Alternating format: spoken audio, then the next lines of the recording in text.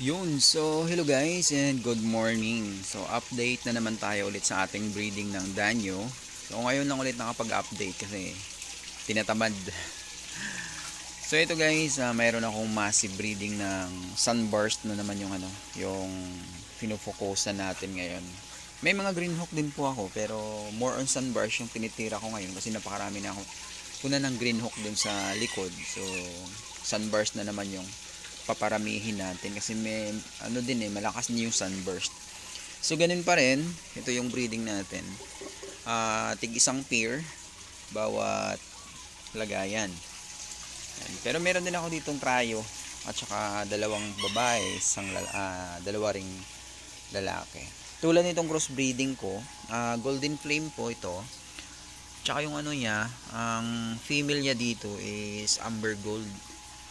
Amber gold yung female, golden flame yung mga lalaki. So ayan Ayan. So nakapag-drop na sila. And dito naman yung green hawk. Dalawang lalaki ginamit ko dito kasi napakalaki ng female. Ayan Tapos eto dalawang babaeng sunburst, dalawang lalaking sunburst din. Nakapag-drop sila, successful din. Tapos ito naman is yung apple green. Ayan. Solo lang sila. Gusto ko maging kumaga focus ang breeding tsaka solid na apple green. Ito ganun din dito mga sunburst. More on sunburst. Yan sunburst din to. Ito. Nakapag-drop na rin yung sunburst natin. Ayan. So ganun pa rin po yung yung strategy natin sa pagbi-breed. Hindi na tayo gumagamit ng cage dahil andito rin naman ako araw-araw, tapos nababantayan ko yung breeding breeding season nila is nababantayan ko. Tsaka pag gumamit kasi ako ng cage, ito lang yung na sisilip ko sa behavior nila. Since na nagbi-breed sila, gusto nila lumabas dun sa sa butas ng cage. Kumbaga naaagaw yung attention nila dun sa butas na gusto nilang makalabas sa cage, then nagbe-breeding. Compare sa walang cage na focus sila sa pagbe-breed. Tingnan niyo maigi pag nakalagay kayo ng cage diyan. Gusto nilang lumabas. Tsaka piliin niyo pala yung yung cage na bibilhin niyo o kulungan, yung maliliit talaga yung butas kasi minsan napapasok ng ulo nila sa sa butas, nadadali sila, namamatay yung breeder natin. Pero walang problema pag busy tayong tao, wala tayong time sa pagbantay ng pagbantay ng breeding nila. So pwede tayong gumamit ng ng cage para safety naman yung egg. Yun lang na notice ko sa kanila na pag nakagamit ako ng cage, yung concentration nila nahahati. Gusto nila lumabas dun sa cage and then nagbe-breed. Pero pag walang cage, yung concentration nila andun talaga sa breeding. Yun lang, wala nang iba. So yung maganda naman pag may cage ka, kung busy kang tao, is pwede mo silang iwanan. Kahit hapon mo na balikan, secure pa rin yung egg kasi andun sa ilalim, din lang makain. Pero andito lang naman ako sa bahay. Ito lang naman yung trabaho ko, breeding. So ito na yung strategy na pinili ko. Tsaka maliit lang yung tubig natin dito guys, no. Pag nag-breeding tayo, ayan 1 inch lang yung lalim ng tubig. Para purpose is mabilis niya mahuli, mabilis niya ma-corner si female, then makapag-spawn agad. So about sa lagayan naman, dun sa mga nagtatanong sa atin, maliit lang na planggana or batya ang gamitin natin. Ang purpose naman ito ganun din, para mabilis siya ma-corner si female and then mabilis makapag-spawn. Kasi pag malaki na batya or planggana yung gagamitin natin, ang lawak ng habulan nila. Kumbaga mapapagod yung male natin sa kakahabol sa female before yung ma-corner and then dun pa makapag-spawn. So matagal sila makapag-spawn ng egg. So wag naman tayo gumamit ng mga ganito kalaki na lagayan. Yan, baka mamatay yung danyo natin. Suffocate sila. Mga ganito okay. Yung lagayan ng ice cream, yan. Pero ang ilagay natin diyan isang isang pares. Sa ganito pwede dalawang pares. Yan. So ganun lang yung strategy natin guys sa pag-breed ng danyo. So ngayon kasi maganda yung yung bintahan ng danyo. Lalo na yung green hook, sunburst. At saka yung ilalabas ko pa na konti pa lang yung na puproduce ko sa Wolverine. Napakaganda niya, super ganda niya talaga. So yun yung ilalabas natin sa susunod. Si lime glue naman na hook, napakaganda rin. Kung nakita nyo yun, yung ano niya, yung katawan niya is parang dark siya na naghalo yung brown, pero yung palikpik niya is kulay green ng hook. Yun, napakaganda. So meron din tayong mga balloon molly guys sa gusto mag-order. Yan. Ito yung mga danyo natin na mas gusto ko siya tingnan sa top view kasi na-emphasize yung ano, yung pakpak niya. Ma-emphasize talaga yung kulay. Lalo na pag naka-black background ka dun sa sunburst at saka sa green hook. Ang ganda talaga tingnan. Yun guys, no, sa mga gusto mag-order pala. PM nyo lang ako sa Facebook. Ganun pa rin yung Facebook natin, Sonyo Fish Hub. Doon po kayo mag-PM sa akin. Yun, kung gusto nyo mag-order. Yung dito nagko-comment sa YT, doon po kayo magdiretso sa Facebook. Kasi dito sa YT, minsan ko lang masisilip tapos hindi ko ma-replyan yung mga comment. Yan. So ito yung mga available natin stock. And ito pala, may mga breeding din ako dito. More on danyo talaga yan. Pero iba naman tong ano, ibang variety. Ito is classic hook. Ayan is slime glue. Amber gold. Ayun, may sunburst pa ako dito. Yan, tsaka burgundy. Yan, ito yung ano, nakasiting dito. Tsaka ito yung mga breeder natin. So, kaya marami akong breeder para kung gusto ko mag-breed na iba't ibang kulay, pwede.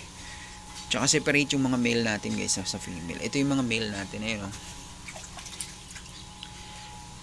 Ayan yung mga male. Tapos ito yung mga female. Tsaka dun pala guys sa ano, sa mga gusto mag-breed.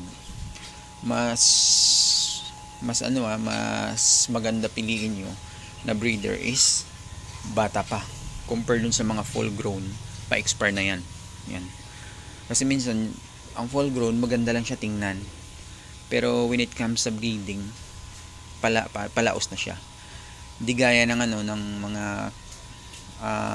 bata pa, kumbaga kakabago lang nila gagaling sila sa semi breeder, nag-breeder sila. Yun yung pinakamagandang ano gamitin sa pagbe-breed ng danyo. 3 months old pataas, pinakamaganda yan kasi malakas yung kumbaga aggressive nila na tinatawag is nandun, tsaka ano yung fertility dun, tawag dito, solid yung fertility yung makukuha natin dun.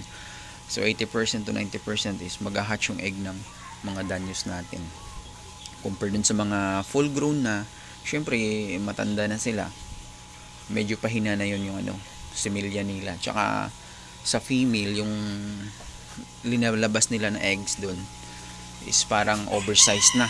Pag oversized na yung lumalabas na eggs sa female, ibig sabihin time to change na lang breeder natin guys. Yan, palit na tayo ng breeder pag ganun. Lalo na yung mga breeder natin is parang mga sigarilyo na sila kalaki.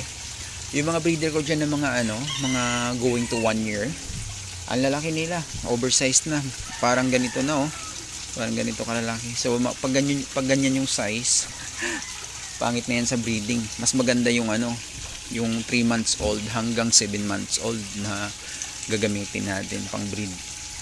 Ano talaga yun, panalo compare pag nagbili kayo full grown.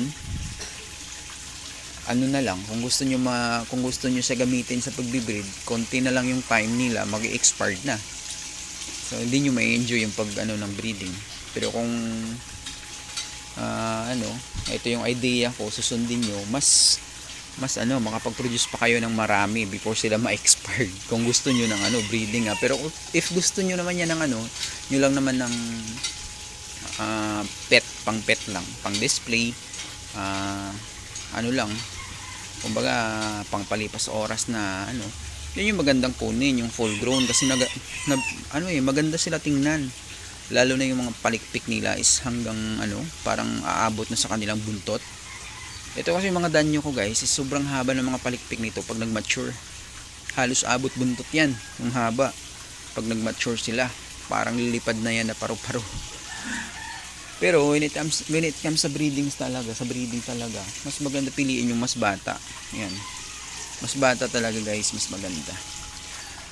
Kasi pag salang natin, kinabukasan magdadrop talaga yan sila.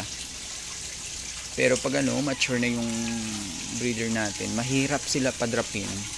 Ilang ulit mo pa isisiting bago makapag-drop naman. Yun. So pag bumili kayo, doon kayo sa ano, bata. Huwag kayo bumili ng matatandang danyo. Ayan. Yun, hanggang doon yan guys, mga danyo. Dito danyo. Ayun, mixed color na danyo. Doon mga ano, green hook sa pinakalast. Green hook tsaka sunburst. Andun yung apple green tsaka yung neon. Yun, iba sila ng tank. Priority natin sila kasi medyo may presyo sila. Andito naman yung mga ibang kulay. Yan, ang pangmasa natin na ano, kulay. Pero magaganda yan guys. Lahat yan mga long fin. Yan.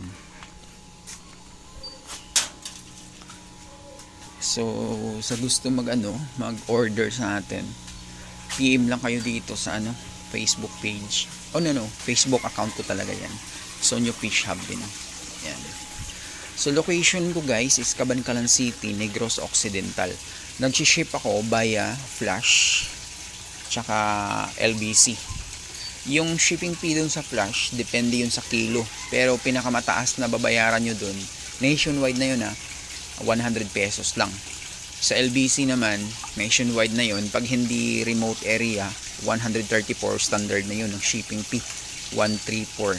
Pero pag remote area ka, nag-a-add sila ng 50 pesos. So 184 pag remote yung area natin. Yan. So yan lang guys, nationwide yung shipping natin. Pag nag-order kayo, PM. So once again, thank you.